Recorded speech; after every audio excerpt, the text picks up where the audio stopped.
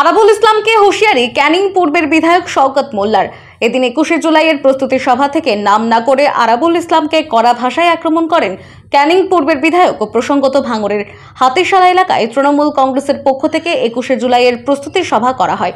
সেই সভায় উপস্থিত ছিলেন ক্যানিং পূর্বের বিধায়ক শওকত মোল্লা সহ ভাঙড়ের একাধিক তৃণমূল নেতৃত্ব। আর সেই সভাতে বক্তব্য রাখতে গিয়ে বিধায়ক শওকত মোল্লা বলেন, দু একজন বেঈমান বিশ্বাসঘাতক আছে, দল যাদেরকে তাড়িয়ে দিয়েছে তারা পেছন থেকে ছুরি মারার চেষ্টা করছে। পোলের হাতে পেট্রোল পাম্পের পেছনে বসে সমাজ বিরোধীদের নিয়ে ছুরি মারার চেষ্টা করছে এবং তৃণমূল নেতা খায়রুল ইসলাম ও মমিনুল ইসলাম সহ যারা সামনের সারিতে নেতৃত্ব দিচ্ছে তাদের খুন করার চেষ্টা করছে এবং এই সমাজ বিরোধীদের নেতার ঘনিষ্ঠের কাছে আগ্নেয়াস্ত্র আছে। তাই প্রশাসনকে বলবো ব্যবস্থা নিতে, না হলে তৃণমূল কংগ্রেসের কর্মীরা ব্যবস্থা নেবে। নাম না করে আরাবুল ইসলামকে নিশানা করে কড়া হুঁশিয়ারি দিলেন ক্যানিং পূর্বের বিধায়ক শওকত মোল্লা। 20,000 মানুষের জমায়েত আজকে আমরা এখানে করতে পেরে আমরা সত্যিকারে খুবই আনন্দিত হয়েছি। দু একজন বেঈমান বিশ্বাসঘাতক আছে, দল যাদেরকে তাড়িয়ে দিয়েছে পিছন থেকে ছুরি মারার চেষ্টা করছে।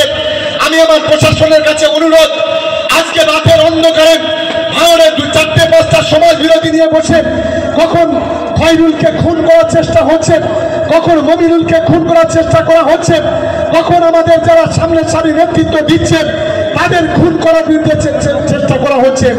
আমি বিশেষ করে পলিরহাট থানার অফিসার ইনচার্জ সহ যারা আছে তাদেরকে অনুরোধ করব, পাম্পের পিছনে যে সমাজ বিরোধী নিয়ে বসা হচ্ছে হয় এগুলো বন্ধ হবে, না হলে তৃণমূল কংগ্রেসের কর্মীরা কিন্তু বসে থাকবে না, এর যোগ্য জবাব সুদে আসলে কড়াই গন্ডায় দেবে। এটা আমি অনুরোধ করছি যে আপনারা বিষয়টা দেখুন।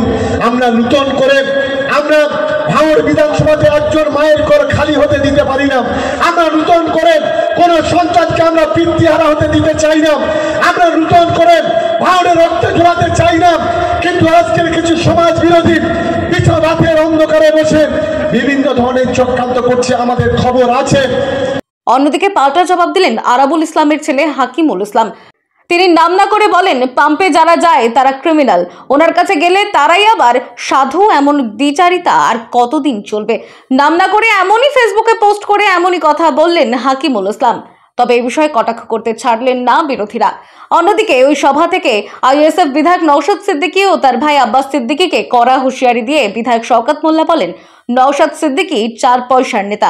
আব্বাস সিদ্দিকী ও নওশাদ সিদ্দিকীর যদি বুকের পাটা থাকে তাহলে ক্যানিং ও ভাঙড়ে দাঁড়াক। দুই ভাইকে লেজে গোবরে করে হুগলিতে পাঠাবো, যদি পাঠাতে না পারি আমার নাম শওকত মোল্লা না। কড়া হুঁশিয়ারি দিলেন। আর বুকের পাটা থাকে, আরে 4 পয়সার নওশাদ ওইখানে দাঁড়ালি তো আমরা খেলনা বলে মনে করি, ওটা একটা 4 পয়সার ফেলুদা। যদি হিম্মত থাকে নওশাদদের বলবো, শুভেন্দুকে বলবো, নরেন্দ্র মোদী কিংবা অমিত শাহকে একবার ভাঙড়ে জিতে এসে এখানে দাঁড়িয়ে দেখাও, লেজে গোবরে করে ছেড়ে দেবো।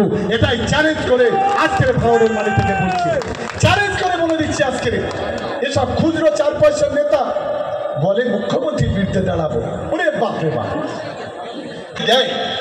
আমি সে আব্বাসের বলছি, আজকে নওশাদের বলছি যে যদি বুকের পাটা থাকে ক্যানিং এবং ভাঙড় 2 ভাই ভাগ করে নাও, কোনটাতে দাঁড়াবে কোনটাতে দাঁড়াবে ঠিক করে নাও। 2 ভাই দুটাতে দাঁড়াও।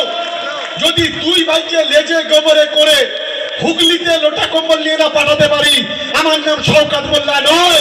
এটা আমি দায়িত্ব নিয়ে আমি বলে গেলাম আজকে। দক্ষিণ 24 পরগনা থেকে জে হাসানের রিপোর্ট, টাইমলেস ডেপিকশন নিউজ।